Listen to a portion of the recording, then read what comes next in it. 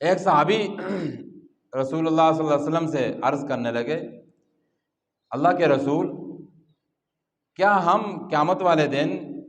جنت میں جب ہمیں داخل کر دیا جائے گا تو جنت میں بغیر بھیڑ کے، بغیر رش کے ہم اللہ کو دیکھ سکیں گے اکیلے اکیلے تنہا تنہا؟ تو رسول اللہ صلی اللہ علیہ وسلم نے فرمایا کہ ہاں،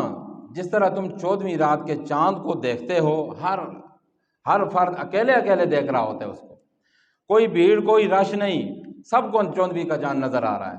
ایسے ہی تم اللہ تعالیٰ کا دیدار کرو گے، نہ بھیڑ ہوگی نہ رش ہوگا، ہر بندہ تنہا تنہا اکیلا اکیلا اللہ کا دیدار کر رہا ہوگا اور اللہ کے دیدار کے مزے لوٹ رہا ہوگا۔ اللہ تعالیٰ ہم سب کو نصیب فرمائے۔ ایک اور حدیث میں آتا ہے کہ صحابی کہتے ہیں کہ ہم حضور صلی اللہ علیہ وسلم کے ساتھ ایک رات بیٹھے ہوئے تھے اور 14ویں کا چاند جو ہے نا وہ اپنے پورے آب و تاب سے چمک رہا تھا اور ہم 14ویں کے چاند کو دیکھ رہے تھے، تو رسول اللہ صلی اللہ علیہ وسلم نے فرمایا کہ جس طرح تم یہ 14ویں کا چاند دیکھ رہے ہو بڑی سہولت کے ساتھ، آسانی کے ساتھ چمک رہا ہے، وہ کوئی رکاوٹ نہیں ہے، ایسے ہی تم جنت میں اللہ کا دیدار کرو گے، کوئی رکاوٹ نہیں ہوگی اور کوئی روکنے والا نہیں ہوگا۔ اللہ کا دیدار ہر بندہ تم میں سے، ہر مومن جو جنت میں جائے گا وہ اللہ کا دیدار ایسے کرے گا۔ میرے دوستوں بزرگوں، لیکن نبی علیہ الصلوۃ والسلام نے اس کے ساتھ ایک شرط بھی لگائی،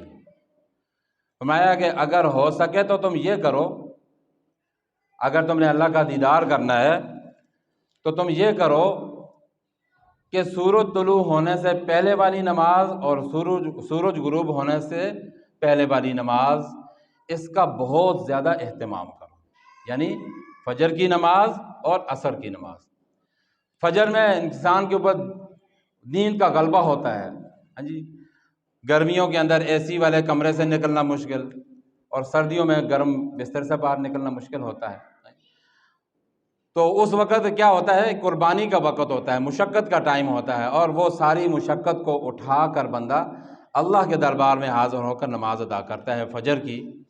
اور عصر کے وقت کاروبار کا وقت ہوتا ہے، گاہک آ رہے ہوتے ہیں اور مصروفیات کا وقت ہوتا ہے، بندہ کہتا ہے کہ چلو ابھی مصروف ہوں، بعد میں پڑھ لوں گا، بعد میں بعض اوقات پڑھ لیتا ہے، بعض اوقات نہیں بھی پڑھ سکتا، رہ جاتی ہے نماز۔ تو نبی علیہ السلام نے فرمایا کہ فجر کی نماز اور عصر کی نماز کا بالخصوص اہتمام کرو، تو تم اللہ رب العزت اپنا دیدار عطا کریں گے، اللہ رب العزت قیامت والے دن تمہیں اپنا دیدار عطا فرمائیں گے۔ میرے دوستوں بزرگوں، نمازیں تو ساری فرض ہیں، لیکن ان دو نمازوں کے بارے میں نبی علیہ السلام نے اہتمام کا حکم دیا ہے، اور ہم دیکھتے ہیں کہ فجر اور عصر کی نماز کے اندر بہت زیادہ کم تعداد ہوتی ہے، بہت کم تعداد ہوتی ہے۔ اللہ اکبر، اللہ رب العزت ہم سب کو اس کی بھی توفیق عطا فرما دے، نماز کی پابندی کی ہم کوشش کریں، اس میں اللہ رب العزت نے بہت